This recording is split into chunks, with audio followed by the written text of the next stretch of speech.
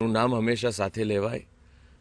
સંગીતની દુનિયા હોય, ફિલ્મની દુનિયા હોય, મહેશ નરેશ એક એવું નામ કે જેણે આખા વિશ્વની અંદર પ્રોગ્રામ થકી, પિક્ચરો થકી, સંગીત થકી ગુજરાતનું નામ, ગુજરાતી ભાષાનું નામ ઉજાગર કર્યું. એવા જ્યારે મારા પપ્પા નરેશ કનોડિયા હજી વેન્ટિલેટર ઉપર હોસ્પિટલમાં છે, ત્યારે એ આઘાત, એ દુઃખ એમના મોટા ભાઈ એવા મહેશ કુમાર કનોડિયા, જે લગભગ 6 વર્ષથી પેરેલિસિસથી પીડાતા હતા, 83 વર્ષની ઉંમર, એ સવારે ઉઠ્યા નહીં અને આજે એમનું અવસાન થયું છે. અને હજી દેહ અમારા બંગલાની અંદર છે, પણ મારે એટલા માટે બહાર આવવું પડ્યું કારણ કે બધા લોકો સુધી આ મેસેજ વ્યવસ્થિત રીતે પહોંચે.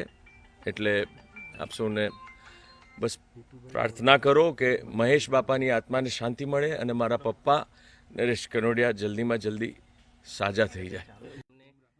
અલગ અલગ ભાષાઓમાં પણ એરિયા જ્યારે કરી શકતા હોય ત્યારે તેમની આ ખોટ ગુજરાતને નહીં ચાલી શકે.